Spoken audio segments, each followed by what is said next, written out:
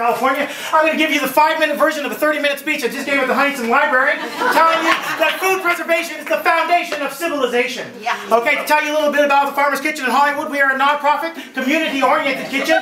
We are a project of Sustainable Economic Enterprises of Los Angeles, the non-profit that runs 8 farmers markets in Los Angeles, including the biggest in Los Angeles proper, the Sunday Hollywood Market, which celebrates its 20th year anniversary this year. We also operate markets in South Central, in Watts, Canoga Park, Echo Park, Barnstable Park, and Atwater Village. We support the Farmer's Market, the Farmer's Kitchen in a number of ways. We operate as a cafe. We get all of our produce, our vegetables, our fruits, our eggs, our cheese, our bread, all come from the Farmer's Market. It's very seasonal, farm to table, nothing more than that. We do lunch during the week and breakfast and lunch on Sundays when the Hollywood Farmer's Market is open. We also support the market by doing lunch for 280 elementary school children Monday through Friday at a local charter school. Farm fresh produce every day. We also do classes for low income in our Buena Cocina program for diet, nutrition, and cooking. We do classes for the general public on food preservation, one of my specialties. I'll get to that in a second. We also do farmers lectures, know your farmer, know your food, and we also do agro-tourism. We'll take you out to farms, we'll take you out to places of historical, cultural, and agricultural interest, and then bring you back to the kitchen and maybe you'll cook something with something you picked up out there. In addition, we also do canned goods. We're using farmers market produce, which is kind of one of the reasons I'm here. Because not only am I a chef, I'm a certified master food preserver, which you may not have heard of before, because Los Angeles has not had a master food preserver program for more than 14 years.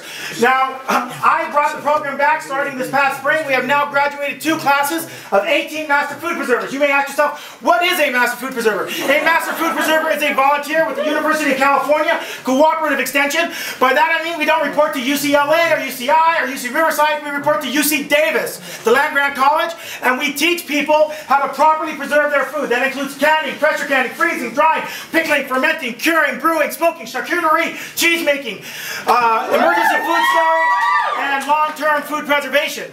Okay? We are especially concerned with going into lower resource communities and teaching them how to take advantage of their gardens, how to take advantage of the farmers markets and the wonderful produce we have here in California to make the most of it for their families, healthy, happy, exciting. I'm also a master gardener with the fruit, and so we kind of merged those 2 programs. But let's talk about food preservation. Most of you don't know anything about food preservation. All you know is you got a refrigerator and you got a freezer. They're full of food. That's wonderful. You have a pantry. It's got canned goods that'll be good for many, many years. It's got dry goods, beans, rice, pastas.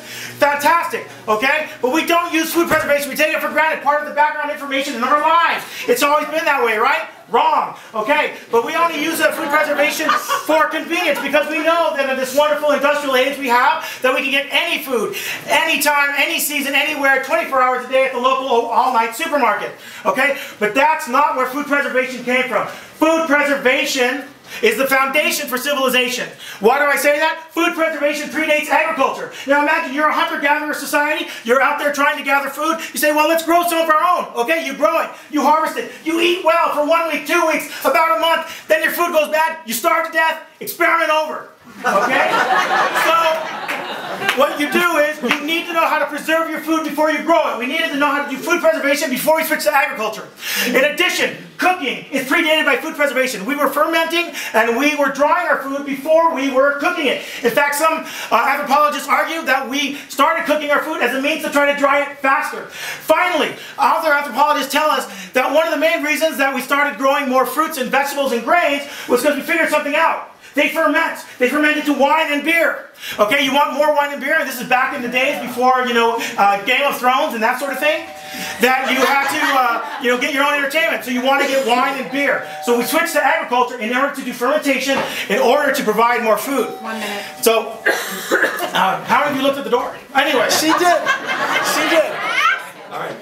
Okay, so food preservation. Now, we also talk about culture. And I talk about food preservation is key to our civilization, is key to our culture. Why? Because, you know, we have art, we have science, we have literature, all these wonderful elements of culture. But there's only one type of culture that we deal with in multiple times a day, and that's food culture. And if you think about culture, you think about all the cultures in the world, preserved food is at the key. What would the French be without cheese? What would they'd just be surrender monkeys. They wouldn't be cheese eating surrender monkeys. What would the Japanese be without tsukimono? The Koreans without kimchi? The Nicaraguans without tortillo? The Germans without sauerkraut and beer? So I tell you, food preservation is the foundation of civilization.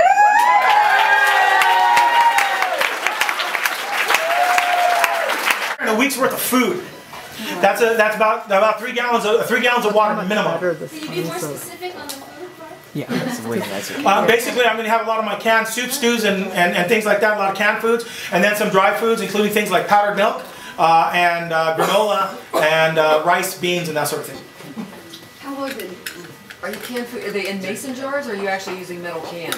Mason jars primarily. You can use metal cans, but it's not very efficient or effective for the home. And there's probably the chemical leaching from all the cans, right? Yeah, that's called BPA. So you know the cans are going to be in glass jars. In a mason jar, they're not going to get BPA leakage from the jar.